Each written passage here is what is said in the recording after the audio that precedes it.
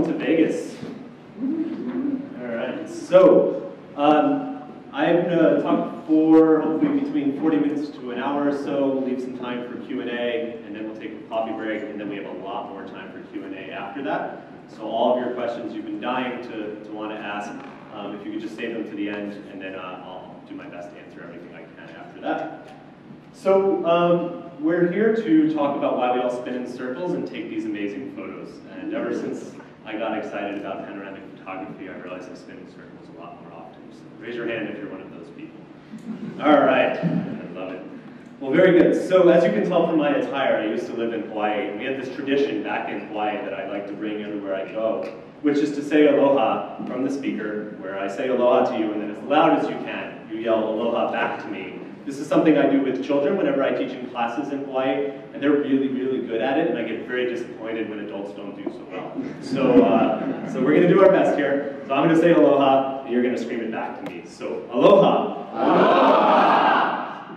Love it. Awesome. Thank you so much. That means a lot to me. So the place we're looking at right here happens to be Kailua Beach, and this is my favorite place in the world.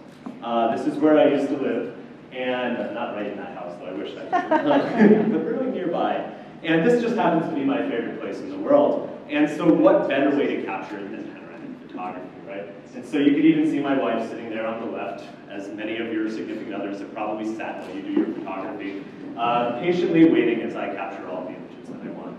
So anyway, thank you so much for welcoming me here to speak with you today. I actually have a long history with virtual reality that's kind of interesting. That back in my undergraduate days, I did experiments in virtual reality to try to better understand how people perceive the real world. So I worked with cognitive scientists and neuroscientists and computer scientists at the University of Virginia and Carnegie Mellon, and did all this amazing stuff with virtual reality. And then I disappeared and did brain imaging for a long period of time. And then I started tracking buoys as they drifted out into the ocean. And then I came to Google and started working on Street View. And I sort of, unintended here, did a 360 and came all the way back to panoramas again. Bad joke, I apologize. But so it was just really exciting to me to be able to come here and speak to you today about something that really has been a part of my life for a long, long time. So thank you again. When my team found out that we were speaking here, many people all said, hey, I want to go. So if all the Googlers who have joined from the Street View team could raise their hand in the back there. We are all here to learn from you. We realize that we're latecomers into this space compared to everyone in this audience, and we have a lot more questions than we do answers. And I hope that you'll humor us a little bit. Some of us are very new to this space, some of us have been in it a lot longer, but we'd all really like to learn from you and to figure out what can we do to make this medium that we all love just such a success, because we all know its power. So our topics for today are to talk about our moonshot idea, this back to John F. Kennedy, this idea of we're going to go to the moon, we don't know how the heck we're going to get there, but we're going to figure it out, we're going to do it anyway. So we're going to talk a little bit about that, and about our efforts to map the world with Street View. I'm going to talk about, of course, what you're probably more interested in, which is how you publish your panoramas with our various products. And then, of course, that Q&A again, which won't be at 4:30, but will be right after this. So everyone's familiar with John F. Kennedy's, we're going to the moon, that speech. So the great part about that speech is they have no idea how they're going to actually get to the moon by the end of the decade, but they say they're going to do it anyway. And that's kind of what our mission is right now in Google Maps, is we want to create this photorealistic mirror of the world. When I talk to kids, I talk about aliens coming down and wanting to have something so they could recreate Earth somewhere else. They seem to love that. I would hope that at the end of all of our efforts with Google Maps that we would have that perfect thing for aliens to recreate Earth somewhere else. I don't know, kids seem to like it, maybe you guys do too. But that's our moonshot. We don't know how we're going to get there, but we have a bunch of efforts and that's what we're trying to do. And in trying to accomplish this, we really have two guiding principles, and that's to be accurate and to be comprehensive. And as a result, throughout these efforts, we've now reached about 1 billion monthly users of Google Maps. This is people coming to the Google Maps destination product, using our mobile apps, or seeing it through various search products that show maps. 1 billion is a really easy number to say, but it's a really big number, just in case that's not clear to the mathematicians in the room. So we're very, very excited that we've gotten so many people together on Google Maps. And really, I think there's a third pillar to what we're all doing in Google Maps, which is what I'm really excited to talk to everybody about here, which is community. Which is that really what Maps is doing is connecting people through the places that they care about. And we do this through a number of different products. We have Map Maker, which lets you edit maps. We have our Photos products. We have reviews, so you can write about the restaurants and the hotels and the things like that you go. And of course, all of our panoramic photography and Photos products are the ones that I'm most interested in. And so, really, community is about connecting people through places. It's about your photography helping other people explore the world. And Google is just a platform to help you connect to other people at a larger and larger scale. And so if we take a step back, way back, we see the Earth as it now shows in Google Maps. So last year we launched a brand new version of Google Maps. This was a complete rewrite. For anyone who writes code out there, you can imagine what it would be to rewrite Google Maps.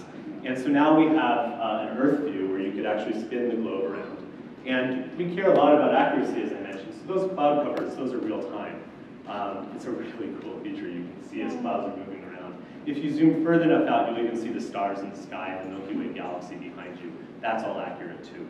When there's a solar eclipse, that's accurate as well. So we're really, really excited about this ability to really take the world and give you a simulation of it, this virtual experience to explore.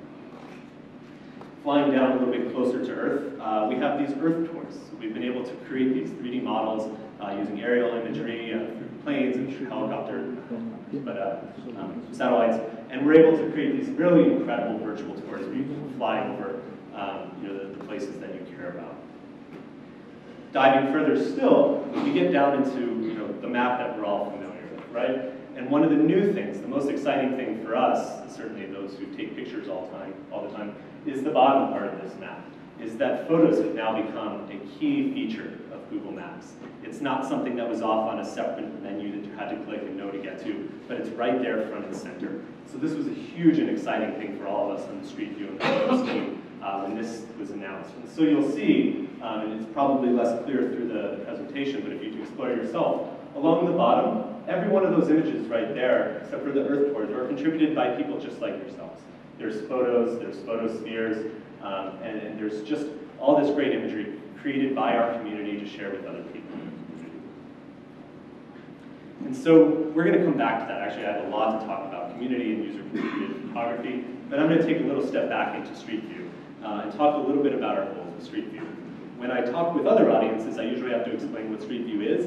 I'm going to guess most of you are pretty familiar with the intricacies of this medium, so I'm not going to dive too deep into what Street View is like and why it's so cool, but I am going to talk a little bit about Google's unique take and why we're doing this, on why Larry Page drove around with a video camera in his car many years ago and said, hey, we should try to do this everywhere automatically and really make this scale. And that's because we want this accurate map of the world. I mentioned comprehensive and accurate, right? So we want accurate. We want to know that that's a Starbucks and that's a Starbucks and there's a lot of Starbucks.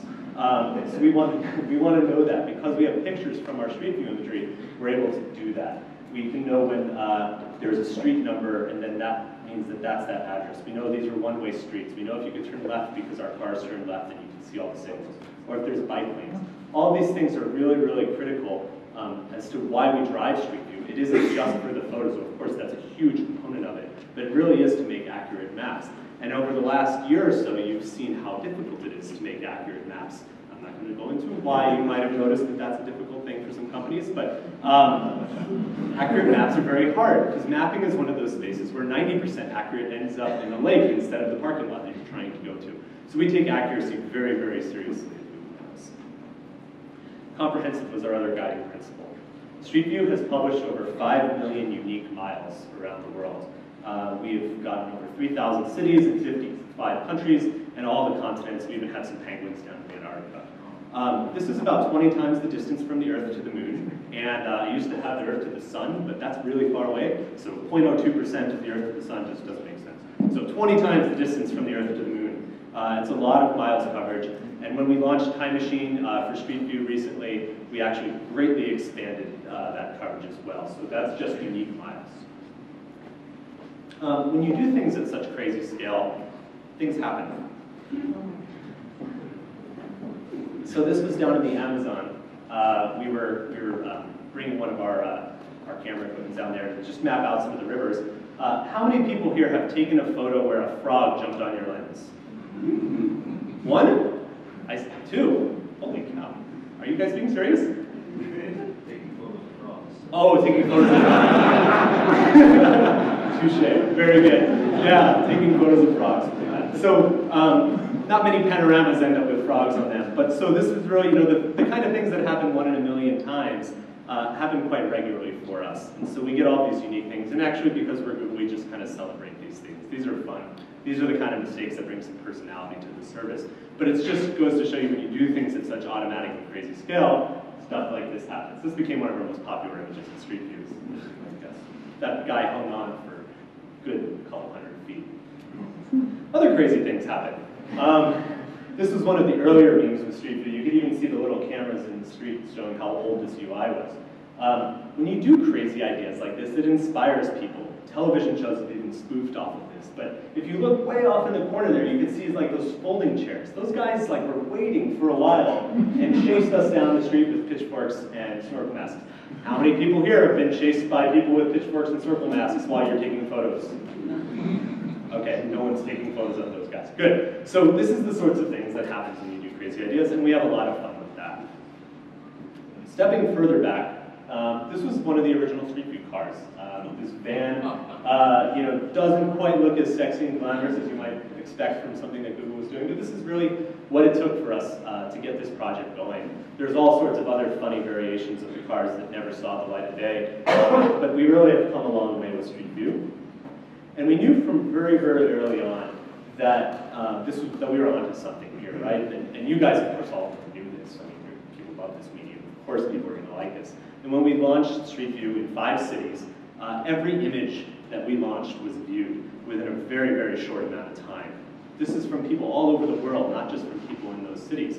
And so this was a really good sign that people were excited about this medium. They were excited about trying to see the world in this new way. And so it was just a great sign for us that we should continue to expand this program.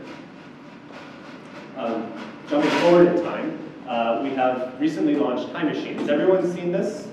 Raise your hands. So thank you.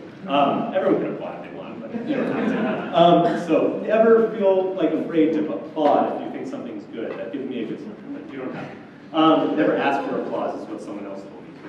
So anyhow, Time Machine lets us, because we've driven Street View in places over and over and over again throughout time, as we get better cars or environmental conditions change, we end up having these wonderful opportunities to be able to scroll back and forth and really be able to see how places have changed. If there's a building going up, if there's construction, if there's different seasons, you can really get a feeling for what it's like for different places. We're just getting started with Time Machine. There's a lot of amazing things you can do. Just the idea of time travel, I think, is one that starts getting your brain functioning like a little kid again, and you start thinking about all the cool things we want to do with this. So suffice to say, you can expect a lot more coming from Time Machine. There's also some very serious applications from Time Machine, and from doing things at a very large, comprehensive scale that you might not have anticipated. And that's with in Sendai, after the tsunami that happened a few years ago, this town of Sendai, which actually happens to be where my manager is from, was completely destroyed. They lost everything. The city was just gone. I mean, imagine the place that you grew up. Think of all those warm, fuzzy memories. Just imagine it being gone. You can't even go back. You can't even see what it really looked like. And because we had driven through this area, we have very thorough documentation of what all this city looked like. And then we worked with the Japanese government to go back and redrive after the disaster as the cleanup efforts were going on, just to make sure that we could show the progress towards change here. Maybe understand why some buildings survived and others didn't. But this has been a really powerful application, and unfortunately, disasters seem to happen over and over and over again, and so Time Machine is starting to have a lot of value in that place. So I encourage you, sign up for the new Google Maps, and then look around for Time Machine. You'll see some really great examples of how our world has changed. So fast forwarding, back to the future. This is our Street View car as it is today. We have lots of nice, sexy logos and graphics and stuff on it, but it's the same principle as it always has been. We have boats and trains, snowmobiles. We work with some partners at the Captain Sea View Survey to do underwater, and when we tried to do stuff on a boat, we realized it was just easier to stick a tricycle on top of the boat rather than build a boat, so that's a boat. Now we use a backpack on a boat, as you'll see. You all know what Street View looks like. We've gotten better and better image quality over the years. We're now at about 75 megapixels for Street View images. We have amazing, we call them special collects, where we go to places like Pompeii, historical locations, just to really document this. This is really an amazing program because it's for people who don't necessarily get to travel all over the world, and they can still see these places. And it inspires people to travel. It gives classrooms the opportunity to walk through these things and really understand and ask the right questions, right? If you have kids, you'll know that just being able to see things brings up a million questions. And, that's what's so great about this imagery, is the kids can virtually walk through and understand what these places look like. Why did this happen? Those are the great questions. As I mentioned, we work with Captain Sea-View Survey, and they built this great underwater rig and some really beautiful underwater street view images. We work with lots of museums around the world, so you can go through tons of museums. And we have Trekker now. That's our latest 40-pound backpack that lets you basically walk anywhere you want to go. We have hiking trails, and it's a lot of fun. And we've evolved. We don't put trikes on a boat now. We put backpacks on a boat. So we went down the Grand Canyon recently and showed off some great imagery as you can now navigate the entire Colorado River. One of the things that we were really struck by when we started talking about Trekker is how many people wanted a Trekker themselves. And as I mentioned, our goal is scale and comprehensiveness. And so we started this program called the Trekker Loan Program. So if you work with partners, or if you yourself are interested in bringing a Trekker to places that you care about, and being able to get imagery at just really, really high volumes, right? Being able to get it all perfectly posed and geolocated in the world, Trekker Loan Program is a really wonderful way to do that. And I'll give you a link in a minute about that. Our first partner was in Hawaii, and they've gone through some of the different volcanoes and hiking trails, and now they're just going to map out the whole state. So this is all collected by a partner. We mail the equipment to them. They collect all the imagery at no cost to them. They mail the discs back to us, and we publish on Google Maps to show off their location. So if you have partners you work with, this is a great opportunity for them. This is just a slide to say we've got a lot of partners all around the world, and it's growing really quickly. And if you want to be the next Trekker, this is your URL. So I'll leave that up for a second, g.go/Trekker.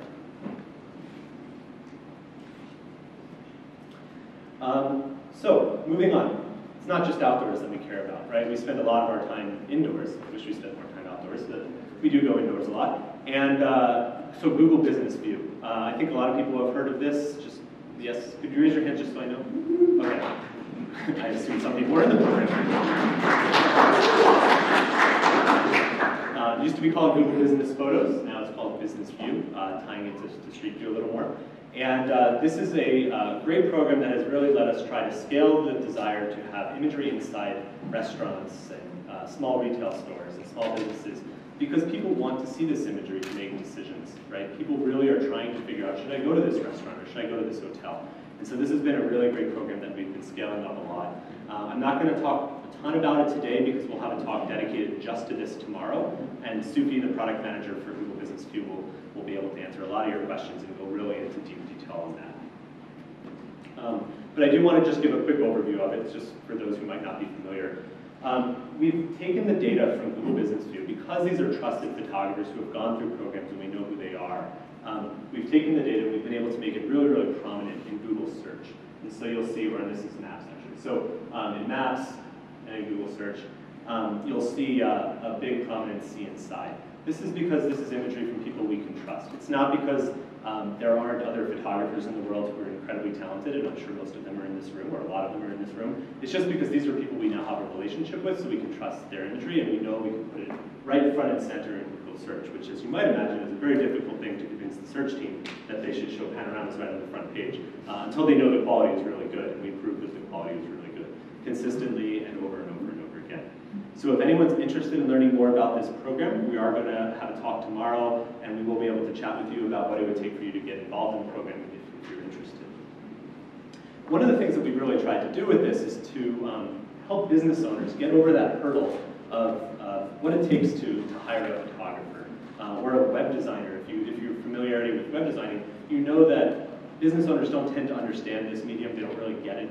And so these are two things where if we simplify the process for them, we give them the trust, they can come to us and they don't have to worry about it. So we've really, really tried to simplify this for business owners. And so that's a lot of what this program has tried to accomplish. Again, this is an area where I know many people in this room have been doing this on their own for a long, long time. We'd love to understand what you do, what helps, and how you could join the program if you're interested in doing that. So this is the website to learn a little more, maps.google.com/businessview, and join our session tomorrow, and Sufi will talk a ton about this, everything you ever wanted to know about Business View. So we're going to switch gears a little bit, and we're going to talk about how, without any relationship with Google whatsoever, you can publish your panoramas on the world to connect with the billion users that we have. So Photosphere, raise your hand if you know what Photosphere is. Yes. I wish it was like this in every room I spoke to. Sadly, it is not.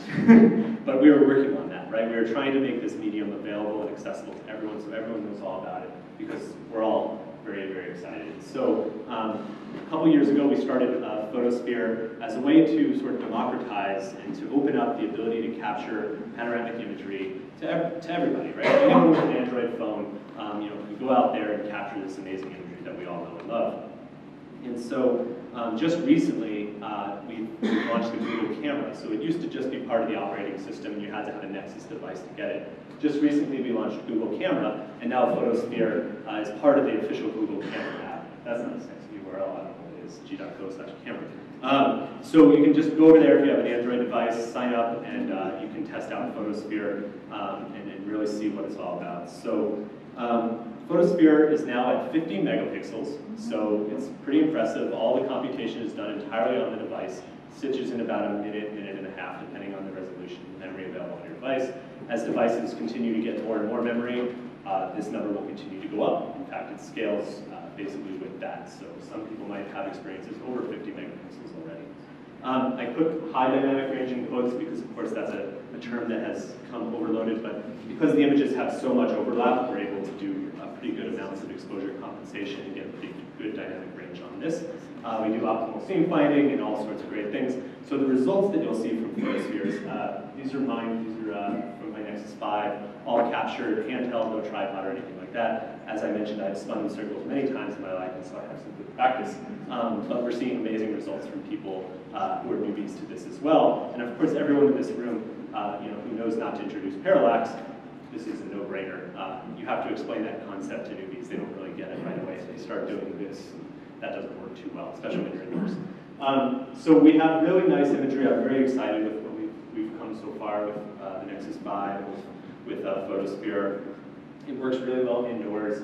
You can see the pretty good range here. Yeah, there's a little small stitching artifacts down on the bottom, but overall the images have come along really far. And because it's 50 megapixels, I just want to highlight just how much extra detail you can get. And so when you go out there with your phone, you can capture imagery that really is better than Street View, I would say at this point. My boss isn't in the room, so I can say that. Crazy? Okay, so I'm really excited about where we've come with this. I encourage everyone to go out and give it a shot. With spinning in a circle a couple times, you can end up with some really nice imagery. Have it right there ready, and then you don't have to go home and do any extra work. Like everything else, it's a cost-benefit trade-off. Do you want to do work there? Do you want to do work later? And depending on your situation, there's always a good reason to do one or the other, right? So, use the right tool for the right job and pick the right one, and everyone knows how to do that. One of the things that I've noticed in our community on Google Plus and Twitter, and where people are sort of interacting with panoramic imagery, is that people think that we invented this. Of course, we did not, and we very quickly tried to, explain to people that this isn't the case, and that this has been out for a long, long time. There's plenty of ways of doing this. I've seen amazing DSLR panoramas getting shared. It seems like, how did you capture that with your Nexus phone? And I didn't do that with my Nexus phone. So what I would really ask for the people in this room, and this is a big ask, but is that as all these people are coming online and are getting really excited about this medium that we all know and love, and flew halfway around the world, I'm sure some of you just to talk about it, reach out, teach these people, tell them a little bit about why this is so exciting. This is a huge opportunity for the people in this room to really be seen as the experts to a community that's growing very, very fast. And I think the title of this whole conference of Raising the Game, the timing couldn't be more perfect for this. And there's so many things that are happening in the world right now that's making this medium that we've all known for a long time just huge. And so I would really encourage you to take advantage of that in whatever way you can. hear about. If you just want to show your work and get people excited, do that. If you're a teacher and you want to teach, then do that. But this is a really great opportunity to see these people getting excited about this and to bring them on board, to teach them about composition in a panorama isn't the same as just standing out in the middle of an open field and doing that just because that's the easiest shot to take. But what is it that you do to make sure these are great images? So please, people do really want to learn. I'm constantly interacting with people online. Adam, if you could raise your hand back there, that's Adam Lasnik. He's our community manager for Photosphere and for a lot of our products. Adam and I are constantly trying to help people. We don't know nearly as much as you guys, I promise you that. So please, please, please, if you have tips, come help people. They really are excited. This is the geekiest slide of my entire presentation. You probably can't see it from where you're sitting. But when we launched Photosphere, it wasn't enough for us to just say, hey, only Android devices can do this, or only our app can do this. We really wanted to bring an open standard to panoramic photography so that no matter what, you can share an image on all of our platforms, on Maps, on Search, on Android, on Google+, and be sure that this can be viewed really anywhere.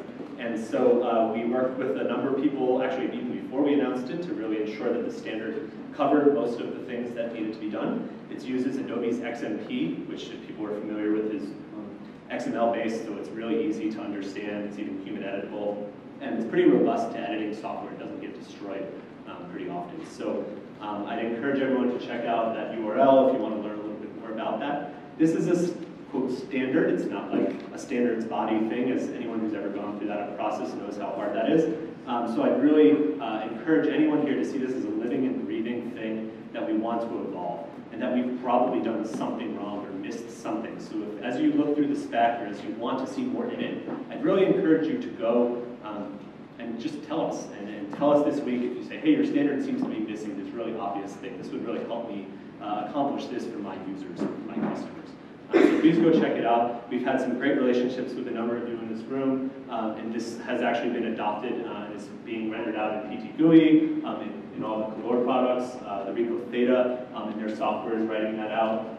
Tamago and some of the other one-click cameras, Bubble and 360 Cam, are all writing this Photosphere metadata directly into their JPEGs, which is a great way to ensure that those images can be published directly on Google Maps and Google+, can be viewed by the billion Android devices out there, and I hope on all platforms. Anyone else who wants to make some panoramic imagery, what this really does is it allows you to show images that aren't just 2x1s, but that also have, sometimes it's not the full coverage, or it's rotated, and we have all sorts of great ways to do that. So the great effect of all this, though, has been that I've seen some of the amazing images from you guys coming in and getting shared recently because we've made this an open standard. So thank you again for sharing. Of course, adding metadata isn't necessarily the most fun thing all the time. It takes a little bit of work, and if you're good with Exif Tool or some of these other things, then that's great, but not everyone can do that. So we put a couple of tools together just to make it a little bit easier for everyone. And so there's two. One we just announced a couple weeks ago, and if you follow me on Google+, you'll see every time there's a great announcement coming out.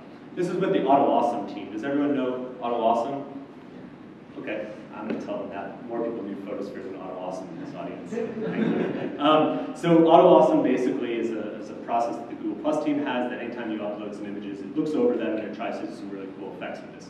Well, what we really saw this as a great opportunity to detect when there was a 2x1 rectangular image and to just convert it into a photosphere by adding all the metadata. And so the way Auto Awesome works is it takes that image and makes a copy of it, and it adds this extra metadata into it. And then you have an image with all of our metadata that you could then download and share anywhere else or put on any of our other products. So hopefully that process makes it a lot easier for you. There's some steps on my Google+ page to enable that. Basically, just make sure you have Auto Awesome on your account. And this will work up to about 100 megapixels, I believe. So for this room, I'm sure that that's too low for a lot of people, but for most of our users, that's fine. And of course, I'm going to keep on trying to raise that limit over and over again. You can also just use photo-sphere.appspot.com. It's on App Engine, so it's a little slow, but if you upload an image there, it'll add the metadata, it'll let you tweak a few parameters, and then you can download it there. This is a really great and easy way for you to take all the images that you guys are sitting on and share them with the world really quickly and easily. And so that brings me back to community. We started off a little bit about this, but I really want to stress the importance of community to us, and this is what I'm going to spend the rest of my time talking about. And so, we on Google Maps are really seeing that for us to scale, for us to get to this mirror of the world, to this moonshot, we can't do it all ourselves. Places change. Places don't look the way that Street View sees them all the time. You, of course, go to these places at very unique moments and the perfect lighting, which doesn't really work for us when we're driving cars at 60 miles per hour, as you might imagine. And so we're really looking to everyone to help, not us, but to help all the people who use Google Maps to be able to see these places and to see the world in a great way. And so this is really what I think about when I think of community. And so last year we announced Views, which is a community that allows people to publish their photospheres onto Google Maps and to Street View as part of Google Maps. And so the site right now is, as you'll see on the left, showcasing a lot of our own Street View imagery, and then the right side is showcasing stuff from the community. You can imagine that this is going to shift very soon over time as we start to focus more and more of your work instead of our own. And we're very excited about that transition. I mentioned that photospheres, or that your imagery becomes very, very prominent in our Google Maps products. Well, here's proof of that. You probably can't see the icons from where you're sitting, but along the bottom, here we are over Yosemite. I see 1, 2, 3 photospheres, and I see 2 photos, and I see 1 Street View image. This is pretty standard anytime you look at landmarks and places that are really special. You know, a Street View image taken from the road is rarely going to be as special as the one you shot. Or you know, even if it's with our Trekker backpack, you know, that's a mass collection. So you know, when you sit there and deliberately take a picture with the right color and you spend all that time on it, we really want to make sure we recognize that. And so we have a lot of algorithms behind the scenes. We are a search company that tries to make sure we're optimizing for picking what we think are the most interesting places and the most interesting imagery to showcase them on Google Maps. As you might imagine, search results constantly are changing and getting better. I cannot answer any questions about why it ranked higher or lower. I wish I could, I cannot. And you might think that that's because of confidentiality, but it's just because I'm not as smart as the people who work on that. That's why I can't answer it. There's another example. So here we are in Las Vegas. I wanted to highlight just some of the great imagery that we're getting coming in. So you can see all the hot spots. We have top photographers along the top. That's by volume of contributions. And so as you browse around the map, you'll see lots of wonderful imagery here in Views. So again, this is how it gets surfaced in Google Maps. It's core, it's part of our product. It's not this separate thing you have to go find, and often people wind up in photospheres in your imagery instead of our own. And then this is how it looks in Views, which is our community. So I want to show you a few examples. A lot of people care very much about sort of a profile or a portfolio or something to present to the world. And so we're working a lot on this. This happens to be mine. Your images are all way better than mine, so use this as an example. Just over the last several months, I've been publishing photospheres. I have, I think, over 800 now, and I've got about 2.5 million views on all of my content because it's prominent throughout Google Maps. I also get some marketing support, so don't mind numbers. But yeah, so we get this great profile, and then we have a map for it as well, and we're really excited about what you would want on this profile page. So here's another sort of thing to start thinking about. Given that we have this, that it gets a ton of visibility, what are the things that you want to see on this page to be more useful for you? You're getting all this, not all this visibility, but like, you got to convert it into something, I assume, right? So what are those things that you want to see? Talk to us, talk to our team, and we'd really love to understand what you'd like to see there. We're just getting started. I just want to highlight a few other people who are far more talented than myself. Some great imagery coming from Stephen. Marcus, these are some people who are very active on our G+ community. Marcus has been great there as well. And then this guy reached out to me because he's working with, he's just volunteering his time up in Washington State and just doing all the parks in his state. He just has gone around, and as you see all the red dots on the bottom, he's just been documenting all the state parks for the purpose of the organization that he loves and he cares about. These are places he cares about. So it's really touching to see people being able to use this platform to celebrate the places they know. Andre is another great photographer who's been out there. He lives in Rome. Looks like there's some nice cars in Rome as well. And I wonder if he got a ride for taking pictures.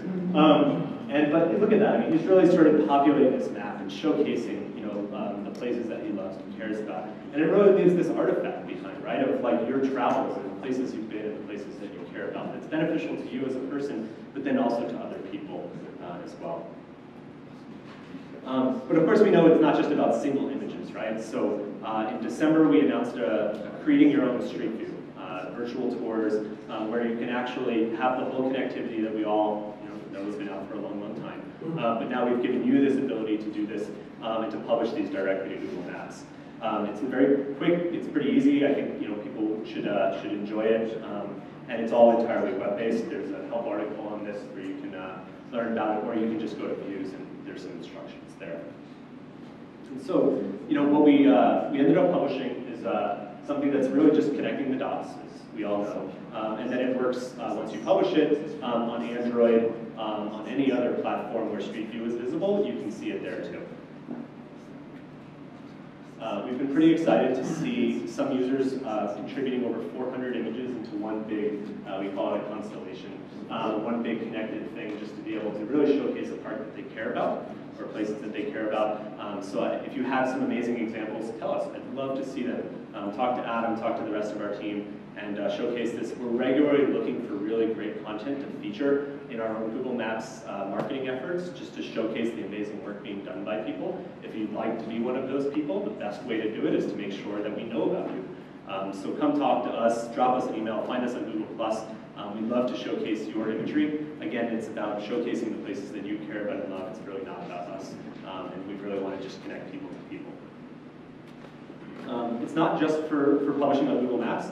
It's also to publish anywhere on the web. So Street View has two ways that you can share anywhere. So these work for Photosphere or for your images as well. We have an embed widget, which is simply a copy and paste iframe that you can put anywhere, and it uses the latest and greatest viewers, which are getting improved soon. I'm sure a lot of you have that question. We're working on better viewers very soon.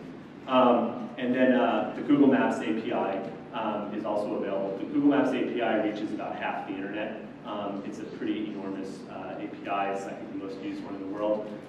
It's a really excellent way to get your imagery out there, to customize it for your own website. If you just specify the panorama ID, which is a parameter in the whole thing, you can get exactly the images you want and create galleries or do anything you want. You use our APIs, and it's totally free, up to some very high limit that we set. It should only really hit a very small number of people who should be commercializing content at that point. It's like 10 lines of JavaScript. It's pretty straightforward. We have all the sample code there. You can copy and paste it. This isn't a huge engineering effort. So I want to start wrapping up a little bit and just talk about, I hope I've covered the sort of why we would like to see you publishing panoramas on Google Maps and other views. And I think that, there's a little bit just to explain here, which is that views and maps I see as complementary. In views, you're going to reach, at this stage at least, a lot of other photographers. These are people who are looking at photos. They're the people who've contributed themselves, or they're people who heard about a new Street View announcement, or saw one of our marketing posts about some of your content, and end up on views.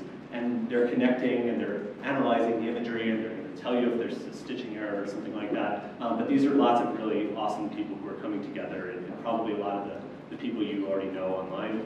And then there are also a lot of people who are coming just to dream, and I mean this in a sincere way, which is when you look at how people think about travel, or how they think about making that big next step in their life, maybe where they move, when you start to see that Street View and that imagery is really one of the ways that people do this. Before you're ready to start, typing a lot of searches and reading reviews and things like that, people are visual decision makers, right? Our eyes are such a critical part of our brain and our entire processing system. So people really come and look at this imagery to dream, and we're starting to hear from people that they're coming to views, they're seeing these images and say, hey, that's where I'm going to go hiking this weekend because I saw this great panorama from the top of the trail. And who hasn't done a hiking trail and taken a panorama at the top? I guess I reversed that question. Who has taken a panorama? Yeah, there you go. Double negatives are never good in large audiences. So yeah, so it's great. So we're starting to see this. I hike almost every weekend. These are the best way for me to decide where to go hiking. And when I'm trying to remember where I went, I go back and I look at all my panoramas, and I remember these places, and then I send them off to friends. On maps, people are of course then starting to be more strategic, right? They're coming into maps to really make a decision. And so your images then become really, really useful in that process. These are not necessarily photographers, right? These are just the average run-of-the-mill person who's just trying to see pictures to make a decision. And so as long as it's useful to that end, they're very happy. And then, social media. So I don't know much people are active and contributing on various social media products, but I also see this as complementary. So anytime you post something on social media, you have this sort of moment of fame, right, where everyone sees it, everyone comments on it, and then it kind of just disappears into a stream. But it's a great way to really get something out right now. With maps, as you've seen, it's really a great way to get it to people when it's relevant, sort of that just-in-time information. So these things are wonderfully complementary. And what we start to see, and I've taken numbers off of this graph, but the concept is the same, is that over time, and the numbers prove this out, the usage of, or the visibility of photos that appear on Google Maps and Google Earth start to just continue to go up consistently, right? As long as this image continues to be relevant to this place, we see more and more and more engagement. On social media, you get that wonderful, great spike, you can get some news out, but then it really flattens off. And so I really encourage you, when you're thinking about your digital strategy or working with customers, which is probably what a lot of people here do, really get them to think about this graph. And I'll post this on Google Plus soon, so you can steal it and doctor it up while you want to put numbers on it, but I didn't give you the numbers. But yeah, we're really seeing this great engagement. It's very, very exciting. So I just want to give some evidence, because you probably don't believe me without data. So is a Rose here? I don't think a Rose is here. But a Rose is a great photographer who's been really active in contributing panoramas around the world. This guy travels more than anyone I've ever seen, so I'm always jealous. But he's, over the course of, I think, just the last few months, gotten about 4.5 million views. He's actually eclipsed 5 million now on his content just over the last several months. You'll notice he has 334 people following him on Google+. His Twitter following is comparable. It just doesn't matter who you are. It matters that your imagery is useful to other people and that it's benefiting people in the world. So it's an amazing way for your customers or for yourself to get great engagement without having to deal with social media following, which is really, really difficult. You could probably take an entire seminar just to figure out how to be good at social media, and they don't know any more than you do. I shouldn't say that. Anyway, but yeah, so it's a really wonderful way, because look, when you put these great images out there and they're on maps and they're helping people, that's all that matters. So we're seeing great engagement there. Another one, Panita, is Aaron here? Hey, there you go.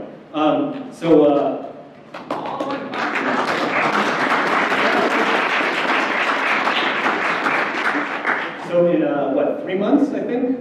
2 million views of his content in 3 months. They're all published on Google Maps. His tour of the Eiffel Tower is the most incredible one that I've seen. And I'm sure you can all challenge him, so let's get that started. So it's just this amazing set of imagery that just over the last few months, he's built up over 2 million followers with 100,000, or 2 million views, I'm sorry, with 900 something images. And really, you know, these numbers start to get very big and you start to forget what they mean. 2 million really means like 2 million people were helped, or at least, you know, not unique, but 2 million times someone was helped by this image. Because when these are viewed in maps, it means someone was looking at that spot, right? Maybe they're dreaming about that spot, or maybe they intend to travel to that spot. So these numbers really, really mean something. And so I thank you, Aaron, and I thank everyone else for contributing in this way. If you'd like to get started with views, of course, you know, we're all here to help you get online, to get you figured out, to help you with your strategy for publishing, and Aaron probably knows way more than I do with this at this point, based on his success. You know, get started, take a look, and I hope to see more of your imagery going there. So to summarize, you know, I really think it's about helping people. Like, it's really not about publishing to Google. It's about publishing through Google to reach other people, to help other people. We're just a conduit. We're just a platform for you to connect to other people. And if your imagery can help other people make a decision to think about that, that's our goal. And at the end of the day, like, we have 1 billion people using Google Maps, but that's just 1 billion people who are trying to help explore the world, to make decisions, to think about things, to dream about their next vacation. And so, you know, I thank you all for inviting me here, for inviting our team here. We have, again, a lot more questions than we do answers, but we really, really look forward to learning more about this medium from you, about what we can do better. And I guarantee you there's a lot of things we can do better. And so I hope to learn that from you in the next few days. So thank you so much.